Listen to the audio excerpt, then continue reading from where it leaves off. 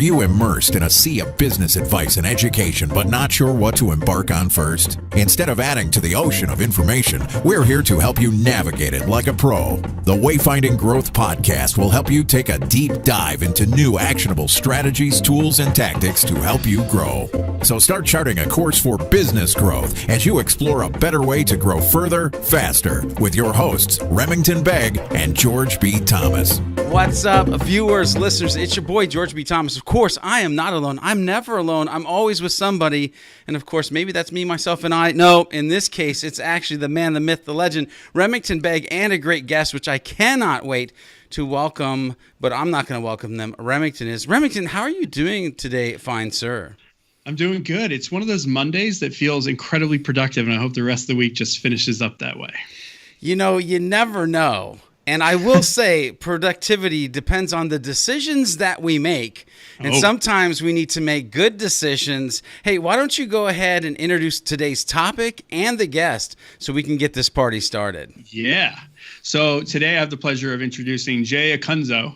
He is from the author of Break the Wheel. And what we're going to be talking today is how to make smart business decisions. Yeah, I can't wait for this. Jay, why don't you go ahead and tell the audience, the listeners, the viewers, a little bit about you, what you do, all those good things.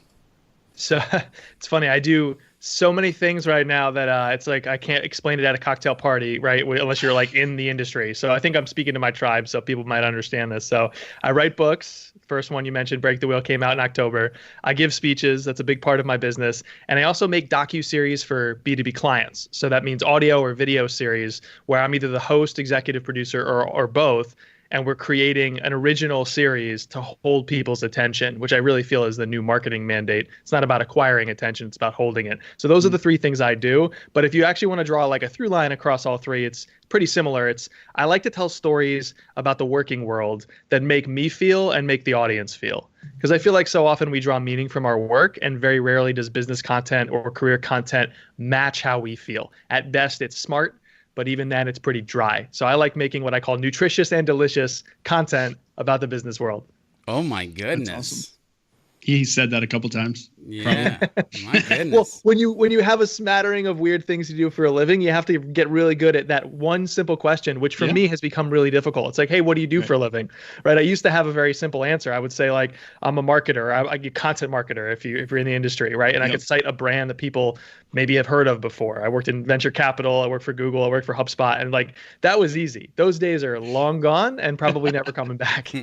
So talk to us a little bit about your backstory. Like what brought you to this point in your life professionally, personally?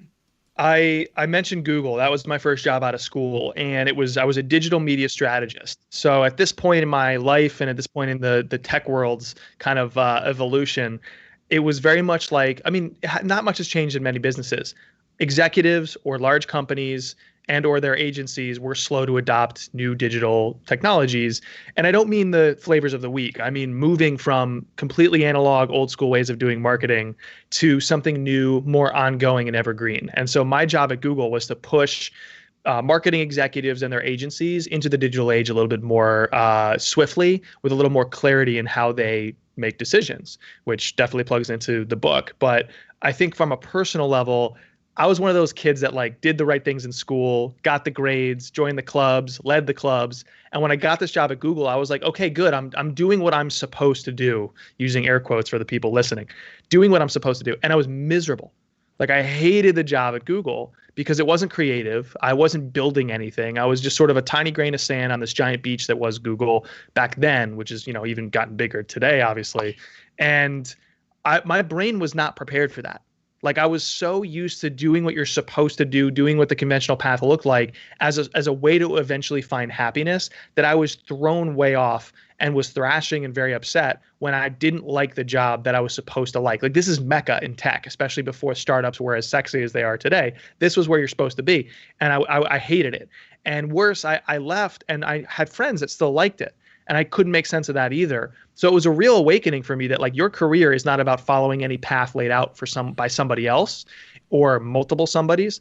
Your career is this constant exercise in self-awareness and pursuing that. So I think I look back at that experience and I'm grateful for it in many ways. But one way that's come out more recently with the book was it taught me that self and situational awareness can be just as, if not more powerful than any kind of like best practice or conventional approach. Okay, I got to be honest. I might be a little giddy already at the beginning of this episode because this is like crazy. First of all, you can tell that Jay is a content connoisseur. Like we've heard the word Mecca, Nirvana, thrashing. Like he obviously is an amazing storyteller. And you know, typically Jay, we would be like, well, how do you make a living? But I think we understand how you make a living from the beginning thus far. And really, what I want to dive into, because just to hear you talk about Google.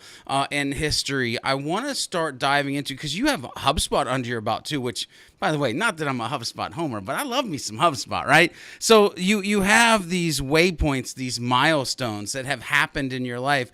Maybe talk around some of those and like decision making that have just taken you to these different levels of thinking and ability to transition or change when needed. So, I mean, let's start with the Google experience and why I left, because I had a bunch of friends back then who left for different reasons. I met my wife at Google, and she left to get a PhD in psychology. And so you can think to yourself, okay, doing sales at Google, getting a PhD in psychology, there's probably some squishier lessons you can draw from one to the other, but it seems obvious that she would leave and pursue a different path.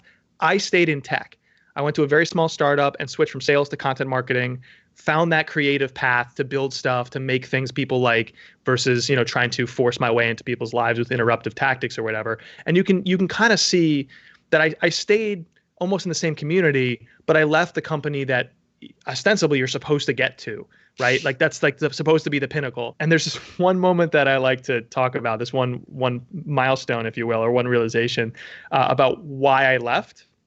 And why I actually felt clarity after not feeling it at all in the decisions I was making. So somebody sent me, I was working for Google, someone sent me a YouTube video. I can't for the life of me remember what it was, but it was one of those videos we all have. I'm sure you guys have experienced these, where you watch it like 5 times in a row.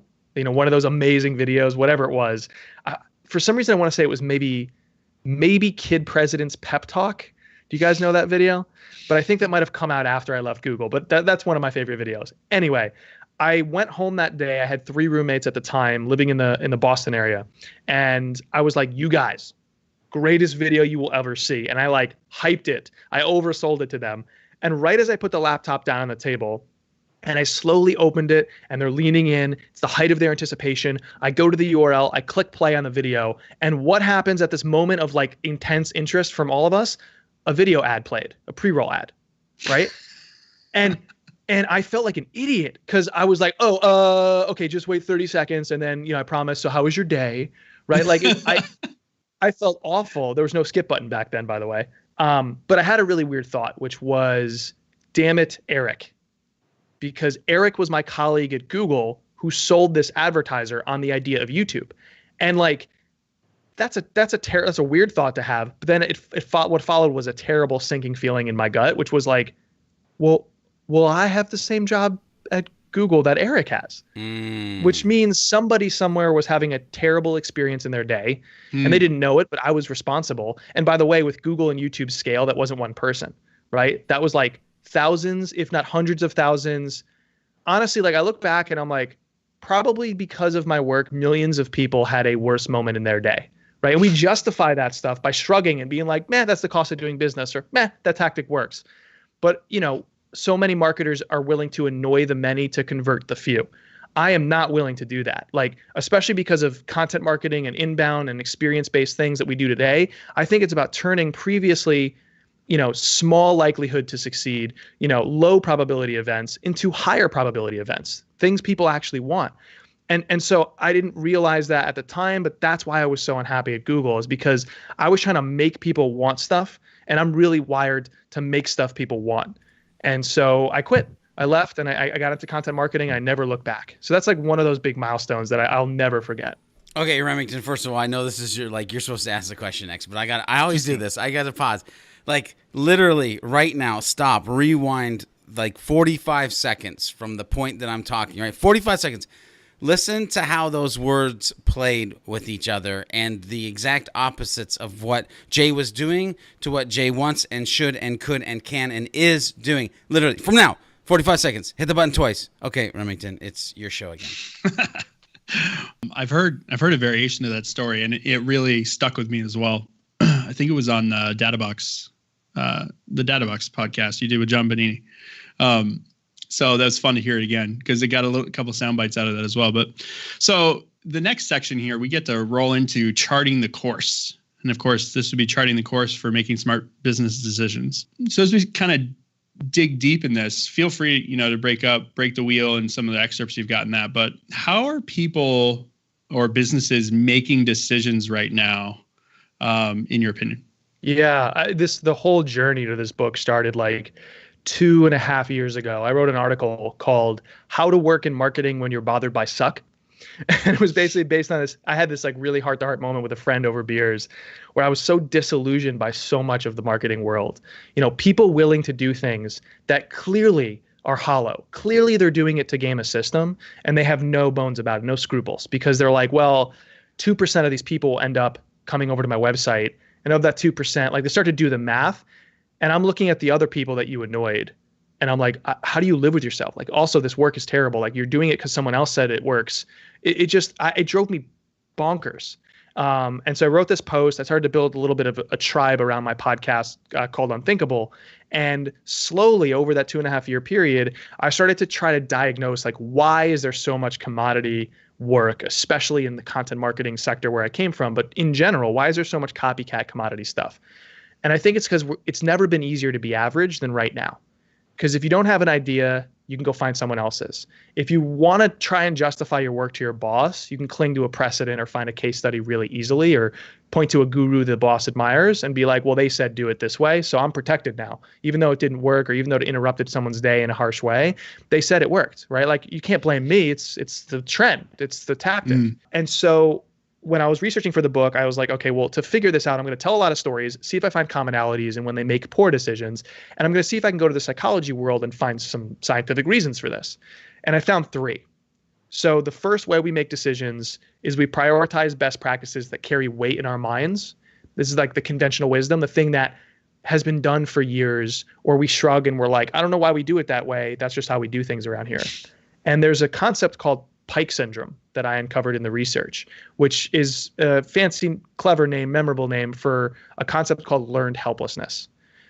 So what happens is, as we get told over and over again, there's a right and a wrong answer, especially from our days in school, we start to believe that that's true in every complex and creative task we encounter, where the real answer is it depends. There is no one right way. It depends. It depends on you and your team and your specific customers, your specific resources, your context. But we throw that out and we go seeking our answers out there in some kind of ephemeral way because we've learned this helplessness. And the phrase Pike syndrome jumped out at me right away. And I was like, oh, what's that? There was a scientific experiment where if you drop minnows in a tank, the pike that was previously in that tank, it's like a hunter type fish, would eat the minnows right away unless you lowered them in like a glass cup, in which case the pike would smash up against that cup over and over again until he trained himself not to pursue minnows. And if you remove the cup, the minnows could swim all around the tank and the pike wouldn't look at them at all. And so this explains this idea of learned helplessness, where just like the pike, like tasty little morsels are right in front of us. They're not fish, but they're details. They're firsthand details about ourselves, about our audience, about our resources. And if we just started with our context, we would find better information, or at least inform those best practices with those firsthand bits of information, and use these variables that no expert knows when they say, you have to do it this way as a marketer. Sure. Right? So Pike syndrome is one very terrible phenomenon that I uncovered that explains how we make decisions. So I found 3 of these, but that one's a big one that jumps out. So I want you maybe to even explain another one of those, because my question to you, Jay, is because we're unpacking a lot of information that people might not normally pay attention to. And so maybe give us another one of the 3. Because, by the way, people, you go read the book. I'm just saying. Anyway, so give us one more of the 3, yep. and kind of explain to the audience, like, why does this even matter? Like, why does knowing these 3 things matter moving forward for them? The point is not to find best practices. We've made our work that, but that is not the goal. The real goal is to find the best approach for you. And there are small and big ways that the best practice and the best approach for you are often different. And we've never really been taught how to bridge that gap. We've never been told that there is a difference, and we certainly don't have a process, a system for making better decisions based on our situation instead of some abstract idea, right? Because eventually you look at the blog post on Medium or the tips from a podcast or a book, and you have to go back to work and implement them. And something about that context where you're implementing the work is different or unaccounted for in theory, in the abstract. Right. And a very obvious one is you and your team. You don't exist in anyone else's context. Right. But I mentioned two other parts of your context, too. In addition to you, there's your customers, your specific audience. Then there's your resources, which is your own means to make the work. And I think those three things form the basis of a good decision making process, not the precedent or the trend or the conventional wisdom that we get so caught up in. So that, to answer your question, George, is why this matters. I'll give you the second of the third phenomenons, psychological reasons why we make decisions in poor ways. It's called cultural fluency. This one's really hidden. It's really hard to break from. And cultural fluency is basically your behavior that unfolds when reality is proceeding as you expect. So when things become mindless, rote, or routine, you fall into stale patterns, right? You take the same route to work. You're not as mindful. You do the same tactic every day. You're not as mindful. All these things in our work that are designed to be repetitive, which is a lot of business thinking, is like put the thing on repeat that works. They actually stop working as well. They decay over time because you're no longer aware of like what is actually the reason we're doing this and what should we evolve about this thing as contexts change, as time changes. One of my favorite stories about this comes from a guy named Jim Murray in Chicago. So the guy, he's a psychologist, and he uncovered this idea of cultural fluency. And he went to his family picnic, and he said to his family, I'm going to break you up into two groups. Half the group is going to get 4th of July plates, because it was the 4th of July, with like fireworks on it. Half the group was going to get white plates. And then he measured how much food they took. He didn't tell them why they were running this experiment, but basically he was experimenting on his friends. And the group with the white plates took less food than the group with the festive plates. And he thought, that's interesting. When everything seems as it should, you just kind of go with the flow. And it's culturally fluent in the United States to gorge yourself on the 4th of July, right? But the people with the white plates had one tiny detail slightly different than their peers. And suddenly they were like a little bit more aware, mostly subconsciously. They didn't stop and think, I should take less food. But he ran this again and again at different holidays, and he switched up the plates. Sometimes they were authentic to that holiday. Sometimes they were way out of place. But once he discovered this consistency, he realized that if one detail becomes a little bit out of place, that's all it takes for us to snap out of our mindlessness, to break from cultural fluency, and just become aware of what we're actually doing.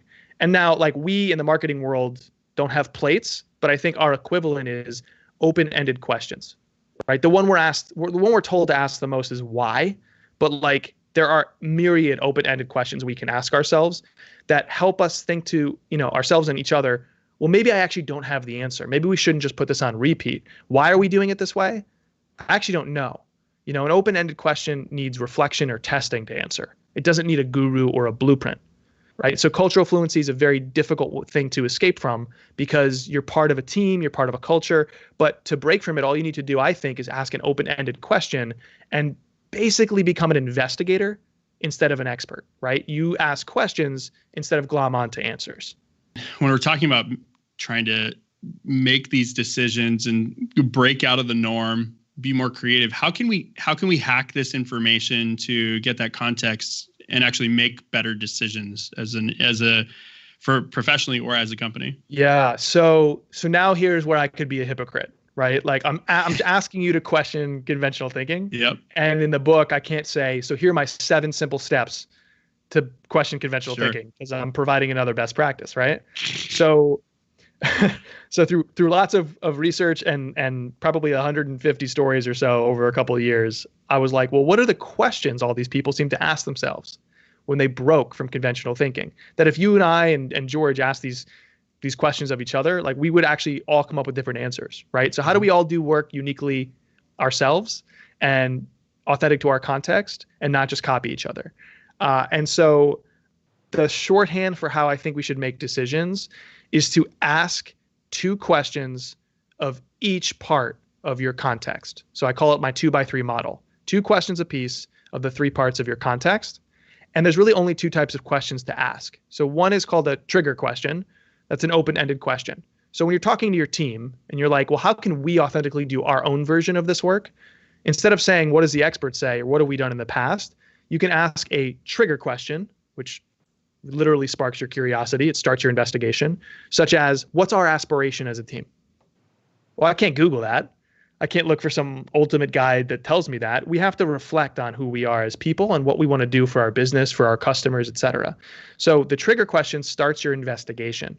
Then you have a confirmation question, which confirms that you actually have evidence to pursue. You actually can go in this path, even if the path bucks the trend. So if you're talking to your team again, what's our aspiration? Well, we want to be the world's most entertaining marketing podcast. Okay, great. What is the evidence we have? In other words, the confirmation question, what's our unfair advantage for being the most entertaining? Well, maybe you're actually not funny people, but you look at entertaining podcasts and you're like, they're all funny. It'd be a terrible idea for you to try to be funny.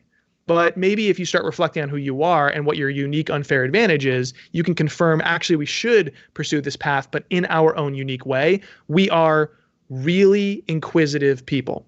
So we're going to be masters of interviewing. We're going to be more like Terry Gross in NPR senses than we are Remington and George in the marketing world, right? Whatever the case. So the way to make better decisions is to act like an investigator. And the way to be an investigator is to ask first an open-ended question and then a question that confirms your investigation's on the right path. I call that a trigger question and a confirmation question. A lot of people, if you're a marketing speaker and author, or if whatever your domain is, you start to talk about the strategies and the tactics and the tools and technologies. You start to talk about industry echo chamber stuff.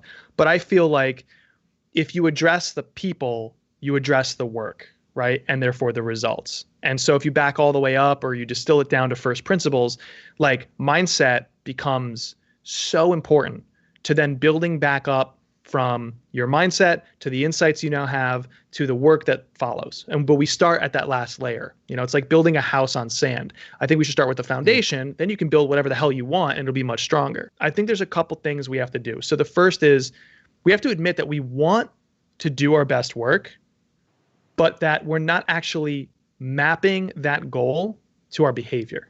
So what I mean by that is if you think of what a best practice is, it's something that works either in general or on average or worked for someone else, right? So if you just look reality in the eye, you have to think that what worked in the past cannot necessarily work as well in the present, or what works for George is not necessarily going to work for me. And the problem is we get on board with that, I think intellectually, maybe even emotionally, we're invested in that idea. Hell yeah, Jay.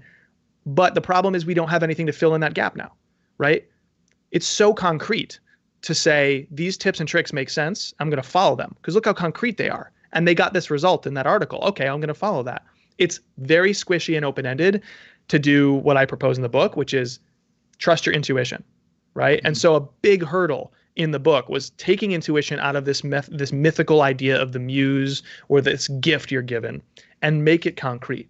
And so I journeyed through history looking at who defines intuition and how, and also what do actual scientists think of intuition and what do they research. And where we landed was basically, if you think of intuition not as an instant lightning strike moment, but as the root of the word from Latin implies, it means to consider, intuere, to consider. Now the skill is not following someone's blueprint. It's not glomming onto the trend of the week. It's considering your own environment.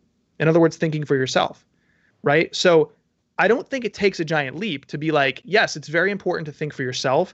I do think we don't have a system in place to do that quite like we do following the conventional thinking. So that is the output of my book, is like, what is a system we can put in place to actually think for ourselves, trust our intuition in a concrete way. I propose 6 different questions, but by also teaching you the types of questions these are, I also challenge readers to come up with their own. Now we have a filter around our minds where any idea, any best practice, any trend has to go through that filter first for it to make sense for us. So that is the switch. It's from expert to investigator, but really it's putting a system in place to trust your intuition like a tool, like a practical thing, not like some squishy, open-ended idea, and certainly not like I'm going to be a rebel and reject the convention for who knows why. Like we have results to get, right? We have finite resources to work in. Let's get to work in a practical way. Yeah, so that brings up that final piece brings up a really great point. And I love the idea from going to, from expert to investigator. And George and I have talked about this, like always being curious, and really kind of keep that momentum going. So I'm a big SOP guy, right? So internal best practices. So, but at the same time, I really value what you're saying in regards to like the context of things. And so putting down some kind of a foundational layer of this is how it has been done. And for the record, all of our SOPs are editable by anyone, right? To further optimize and integrate. But how does an organization, and this might be an opinion piece here, but how does an organization start to transition or leverage that to empower their people to ask and make sure they have the context, but then also consider their own environment? Because I think there's for someone that is very socially aware, that's amazing. But I could also see the inverse where you have people that may not have as much experience to be able to identify, because I think that's a learned skill in some cases, especially after you come out of school where everything's right or wrong. Yeah. How society is for that point right now. But how do you start to enable as an organization your people to be able to kind of pivot in that direction? So my favorite story of leadership and helping the team develop their self-awareness and situational awareness proactively. Because like you said, it's often reactive. It's like I've worked for 20 years and now I have self-awareness and it kind of happened to you. How do you happen to the work? How do you get proactive, right? So Lisa Schneider, the chief digital officer at Merriam-Webster's dictionary, is my favorite example from the book about someone who's really good at this. So when she took over the job, we can use Twitter as an easy example, but it was endemic to their whole marketing team. They were very redundant, and actually in her words, stayed. She works for the dictionary, so she's good with words. So she stayed, and she said their work was stayed and predictable. Because on Twitter, they would like automate away any personality and any creativity. In the morning it was a word of the day, and at night it was a quiz, and they never broke from that pattern, even though it really wasn't working. Right? Why? It was a best practice. Why? It was because of how they did things around, that's how we do things around here. And so what she did was she looked at the difference between her team as people and her team as marketers, which is such a weird thing to say, right? There shouldn't be really a difference because we're all people in our jobs. But she noticed that the team internally was really witty and really warm, but externally that was removed. And so she said to her team, let's show the world how fun and relevant we really are. Now, this made sense for two reasons. Number one is the team was fun, right? But what about the relevant piece? Well, while we all want relevancy, we don't necessarily have to be fun publicly to get that relevancy. But if you look at a dictionary, there's a title at the dictionary called lexicographer, which is a dictionary editor. Mm-hmm. Unlike what we think, where a lexicographer documents rules to follow, actually a dictionary editor documents the popular use of language. In other words, you have to be up on pop culture. That's why all these weird slang words eventually do get into the dictionary, like on fleek. And so it makes sense for the people and the brand that they would show the world how fun and relevant they are, because that's the job and that's the people doing the job. So instead of looking at some methodology or trend, Lisa oriented them around what I'd call an aspirational anchor. The first variable of her context was her team, the people doing the work. So she said, let's show the world how fun and relevant we are. And now, Remington, to your question, any tactic, any best practice, any individual they hire, they have to press their work through that filter. Like, does this make sense for us or not? Well, we're trying to show the world how fun and relevant we are. Does this make sense? Automating away that work makes no sense. Finding our tone of voice, maybe documenting it internally, that makes a world of sense. So to your SOPs, you actually now have this underpinning decision-making engine, so to speak, in the form of an aspiration that allows you to look at an SOP and be like, okay, we found this framework. Given this new context, does it make sense any longer, or should we update it? Right? Because you're not looking to just question everything and be a pain in the butt. You're looking to say, we're trying to achieve this together. Some things we're doing make sense. Some things don't. We have to evolve the ones that don't. And the only way you can do that is to understand what you're all about. See, I love this stuff because, like, as you were talking through that, Jay, the word authenticity, right? And not only just being who you are, but showing the world who you are and not letting things get in the way of that, just was ringing through to me. Here's the thing. I love I want to go back, actually. I'm going back to go forward, and that is, I want to go into the section that is the navigational tools. And Jay, before Remington's question, you actually said you need to have a system in place, and there's 6 questions that I use to do this. So typically, best practices for us is to ask, is there any digital or physical tools that one would use when trying to make best practices? In your case, I'm just going to simply say, if there's anything in addition to the system that you have kind of talked about or created and the 6 questions that all of us should be playing with, please share that, but share any additional information in this section as well to really help us kind of leverage getting out of being stale or stayed. I don't even know. I'm going to look up that word, by the way, when this is all stayed, over. bland, predictable. Yeah, Lisa knows her way around words. So the answer here is a little bit ephemeral. Like we don't need to, document this knowledge I'm proposing in a given tool, right? It's about documenting it, period.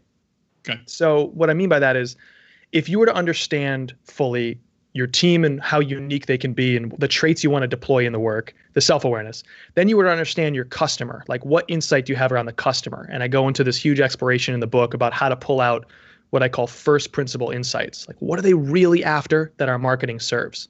Nobody buys a better pillow, they're buying a better night's sleep, that kind of thing. What's the first principle? So I go into a system for how to do that. And then I go into a system for how to understand your resources and navigate them well, versus kicking and screaming and wishing we had more time and budget and team, because we all do, right? But the reality is we'll always have constraints. So who has done well by operating within those constraints, and how do you identify yours and actually innovate within the box instead of outside the box? Again, science and story both come into play there. But documenting these 3 things in a Google Doc or Trello or a tool I like called Tetra, which is a tech company out of Boston. Yeah, love them. Hell yeah, Tetra's great, right? Internal knowledge management and documentation helps you align and scale. And so if you leave the book and you're like, I feel great, but my team, but my boss, usually the issue is, hopefully give them the book, right? But more specifically, you haven't documented a system for making decisions or the system I propose. Either way, you have to actually spend time on how will we vet possibilities and ideas and make decisions the way you would, how will we run our Twitter handle, our email, right?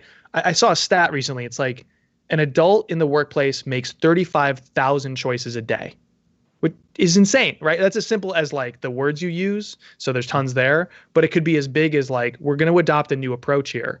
Mm-hmm. And so often we have documentation or a blueprint for how to execute on the surface level stuff, right? How to be on that channel, how to grow your leads, whatever. But very rarely do we have a filter in place, a system in place for how we make decisions in the first place. But that precludes the tactic, right? That precludes the strategy we put in place. And so I think that would be the missing piece. And George, to answer your question, you have to document that like you would any other tactic. That kind of ties into what we were talking about this morning, George, about I had fully defined out all the steps to do something, and you're like, that's awesome, but where did this information come from? So I mean, it's kind of it's really kind of similar in that regard. So the prelude, I think, is pretty awesome in that regard. Look, we talk about editorial missions as content marketers as a really easy way to start making better decisions. And that enables your team, whether they're junior or senior, to bring new ideas, to find better insights from the audience, to basically start doing the work proactively instead of reactively. Mm-hmm. And that's great. But I think when we talk about mission or editorial mission statements or vision statements, I think we're only going part of the way there, right? Because I think usually it's a mashup of your idea for the work and maybe what the customer wants, and out comes the mission statement. But I think that's the right direction, right? It's these fundamental ideas written out, which I try to get more detail around in the book than just a mission statement or an editorial mission, so to speak. But that's the right idea. Is like you have this filter set up, and now you can make decisions swiftly, proactively, and in a way that makes sense for you instead of in general, like some competitor wrote about doing it that way. Yeah. No, I like that. Hell, I'm kind of doing that with our job descriptions right now. I announced to the group that I'm taking all the little bullet points on everything that is in a job description. And I've heard the term, I think you've used it a couple times, but guardrails and goalposts. but essentially making all of the job descriptions have their own mission and have their own effectiveness, like the almost like core values, if you will, for every position that kind of come up to the other one. So we're not saying all the things that happen, because the one thing we know in agency life is things change. Like that's that's just it. But making it so that things are a little bit wider, I think is incredibly important. Yeah. But I really like that idea. That's a great example. Like a job description, I think oftentimes when you're not solely responsible for talent at your company, if you have multiple hats you wear, the hiring process should be more important on your plate than it usually is, right? But you're like, I have to get back to the real work, so I have to hire quickly. So you look across the aisle and you're like, what do you do to write a job description? And why are the most creative companies in the world that have a strong tone of voice and a real clarity around why they do the work they do and what their marketing means for the brand? Why are they writing the most boring job descriptions ever, right? It's because they're looking at the convention and they're like, well, that's supposedly what works. But if they put a little more critical thought into how would this job description look in our world? How do you contextualize the best practice? Now they might hire better candidates. They might actually weed out candidates that aren't a fit quicker, thus saving themselves time. Like, I think everything gets better when you sort of align. And we always talk about aligning the team and the mission, but align to your situation first. Then if you need something, oh my gosh, what a beautiful era we live in. All that external information is on demand and serves you instead of you panic reading or panic getting some resource. Absolutely. Anything else to ask questions about in this part, Mr. George? You know, I mean, you have that look. Yeah, like I do. Here's the thing. I do want to ask a question, but I literally do not know like the question in which I want to ask, because I feel like this section right here could go like almost its own podcast episode. Yeah. Right? Because there's like when you start to talk about surface level, like my mind, Jay, and I don't want to take us down, well, maybe I do, right? But I could do, like, I'm happy. Put me in any box, any direction. I want to serve the audience. Like, let me know. So when I think about this and we're talking about surface level, because again, right, remember we were talking about, a topic, and I was like, well, I went this way. Like, this is how you always have to be a learner. And when you said the words surface level to me, my mind immediately went to the conversation around, but how do you get people to want to do more than what they're paid to do? Because if you're going to document past the surface level, you've got to want to get there. Like, and I don't know how to ask the question of like, how do you get people to give a shit? Like, cause that's really where I wanted to go with it. Interesting. I'm happy to talk to that. I mean, I feel like we can go down that route. That's not something I normally address, and I think it precludes the lessons of the book. So I'm happy to go down that rabbit hole. Yeah.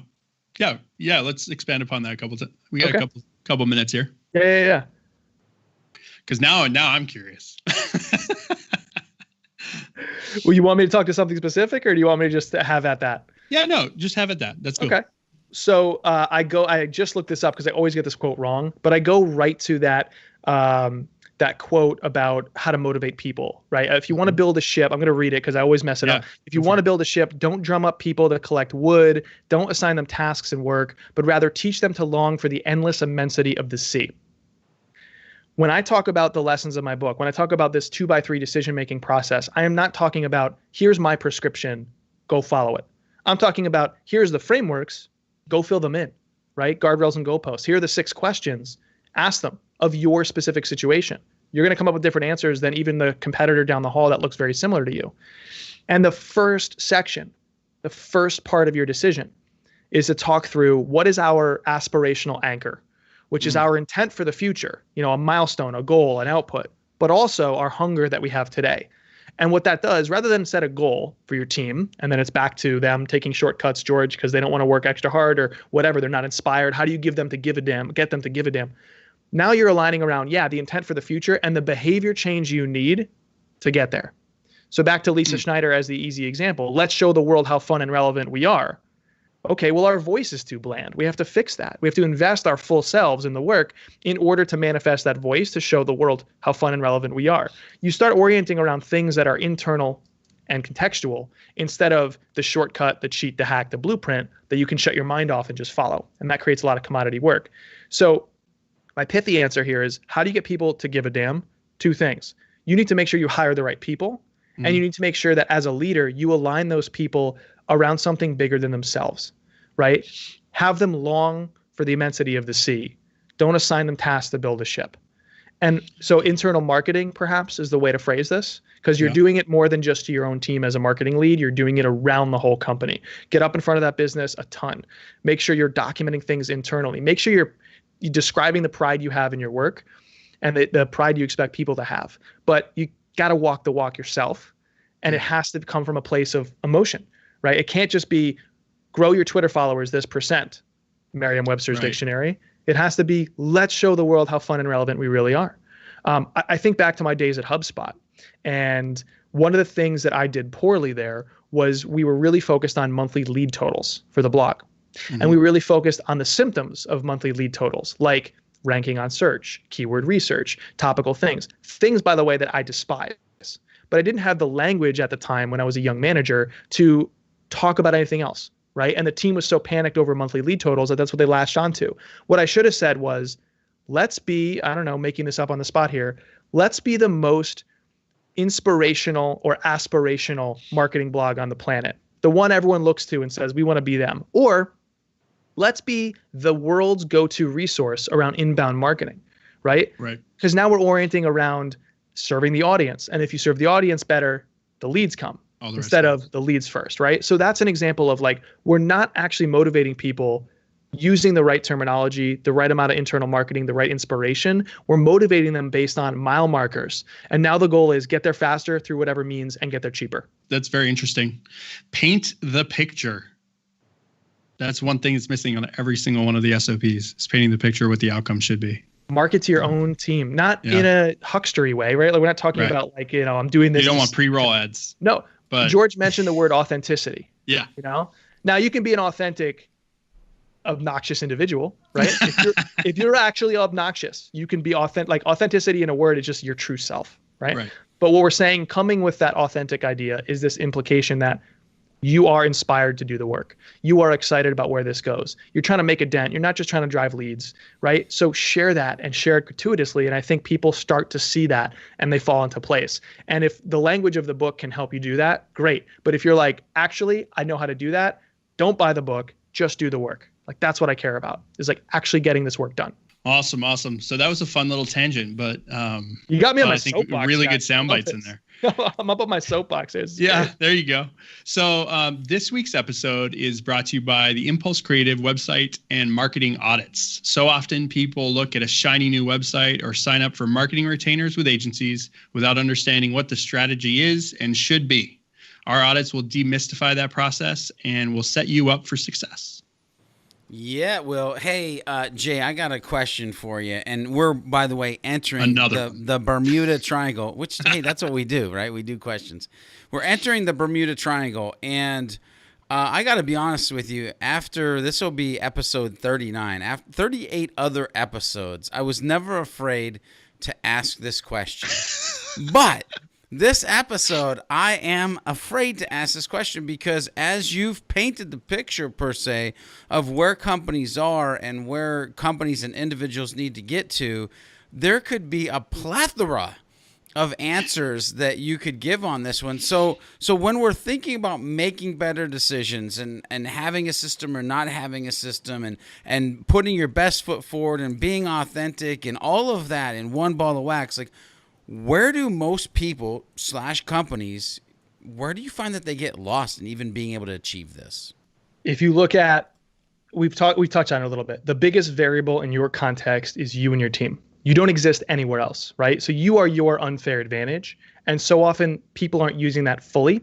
Or when they try to use it, they look at those who already do. A good example would be Wistia. They use their people on camera and their people are very warm and charming and quirky, right? But that's not every team. And so I go back to when we left school, we thought that expertise was how to make a great career or company. I think it's self-awareness. So where people go awry is they look at what others are doing and they fail to ask what percent of that applies to me and my team.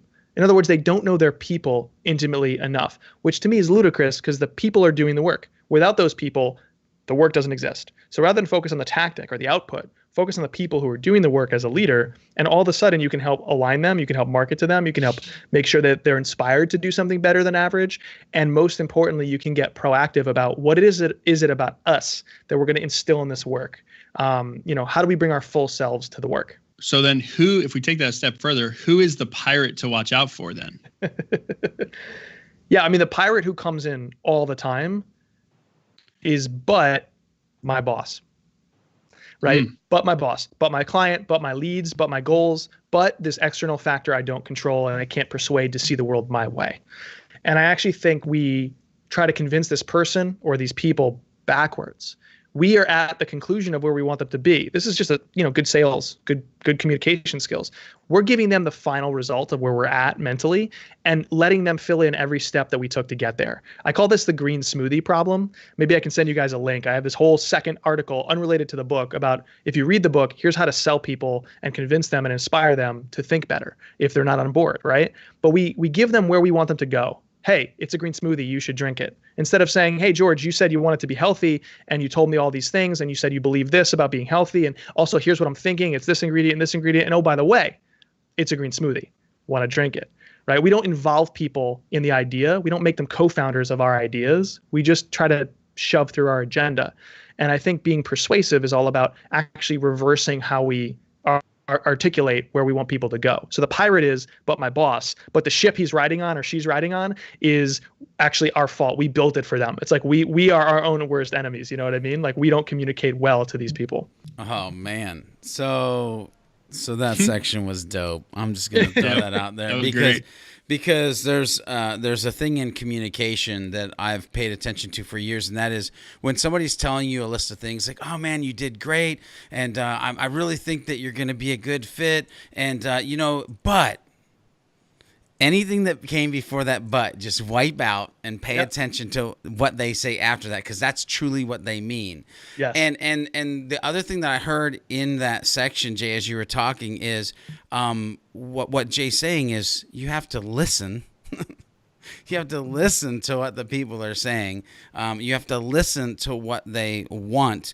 And through listening to what they want, you have to understand what they need. And then you prescribe to the need, which then addresses the want. Like there's just rewind it. Rewind it, people. I'm just saying. It's very simple. It's what do they want? Communicate that to them. And if you're misaligned on that, no idea is going to matter, right? Be aligned on what they want. Be aligned on what they believe about getting what they want, then lay out your rationale, then lay out the idea and the cost. But we usually say, here's the idea, and their next question is, what does it cost? Or we don't like that idea because they don't get how you arrive there. What do they want? What do they believe about getting it? Then your rationale and the idea comes last. Now's the time for us to get you guys to sign up for our weekly show notes and monthly deep dive newsletter, where you get to see some of these sound bites, these links for sure, and other resources that we think would be helpful on your quest for growth. There's something else I want to. I want to know that, Remington, I watch all of your notes inside of our outline as we're doing this. He ignored. I ignored it. Me. So because you got to set up this that's about to happen, and the only way that you can set it up is you have to have the newsletter section. All the viewers and listeners know that it's time officially for Captain Killing It, where we talk about somebody who is killing it in a good way or a bad way on the interwebs or in life, in this case, with making, well, you could say bad decisions or good decisions. Jay, what's a great story that you want to tell around somebody who is absolutely killing it on this topic? It's my favorite story. If you heard me on other podcasts, I can't shout these guys out enough, but it's Death Wish Coffee. So this is a company that started to fail because they were grabbing at new trends and ideas to be different without understanding why they were different. They were being rebels without a cause. And I like to joke that their switch was they became rebels with a cause, right? The reason they're this the world's strongest coffee is their tagline, but they're this anti-brand in the coffee space. They're dark black and blood red and white skull and crossbones logo. Does not look like a coffee brand. But Mike Brown, the founder, all he did, even though it looks crazy from the outside looking in, all he did was talk to customers every day to figure out why they were asking him for stronger and darker coffee. Because if you don't know, dark coffee is actually weaker because you roast the beans for longer. So you can't get strong and dark unless you use this bean that coffee aficionados and experts frown on called Robusta. It's a little bit more bitter. But by talking to his customers in upstate New York, he realized, well, they're truck drivers and entrepreneurs and construction workers. Like, these people reach for coffee like a Red Bull. They want the transaction. They're not sitting down next to a brick wall writing on their Mac. They're not me, right? They don't care about the artisanal experience. They want the transaction. So actually, I can buck the trend here. I can question that conventional thinking. And I'm not doing so just to throw it out and be a rebel. I'm doing so because my customer is the guide. And he let that decision guide everything he did. And all of a sudden, things started to get better. Now, it didn't happen overnight, but over the course of the last few years, Death Wish has grown from a failing single cafe to a thriving e-commerce brand. They sell millions of this stuff all over the world. They're even sending their coffee into space, so they're no longer the world's strongest. I guess it's like the galaxy's strongest or something like that. But if you know coffee and you appreciate it like I do, you think they're rebels, and they're not. They're just constant investigators into their own specific situation, and they use that information to guide them forward. And it just looks crazy from the outside if all you know is the convention. Yeah, Death Wish coffee is definitely an acquired taste, but it's not for everyone, and they're cool with that. So I think that's an excellent example. Awesome. Well, now we get towards the end of this. Jay, it has been a load of fun having you on the show. Where can folks connect with you as they start to navigate these stormy seas of best practices in your own context? The book is found at jayacunzo.com/book. I try to share a lot of the behind the scenes, like tools and ideas that I use for making the book, because I know a lot of people listening are interested in the process and the content. So I tried to share both at jayacunzo.com/book. But I'm jay@unthinkablemedia.com. Feel free to reach out. The book process is that's probably another podcast episode in itself to have Jay back at a later date. Hey, Wayfinders, if you are listening to this on your favorite podcast app, do me a favor and leave that. Head over to iTunes. Leave us a rating and review. 5 stars would be great, but if you love it for 4 is good too. If you're watching this on YouTube, make sure you hit the bells, the likes, the subscribes, all the things so we know that you're part of the community. But until next time, we hope that you're doing all that you can do to leave the dock of mediocrity and set sail to the sunset of your success.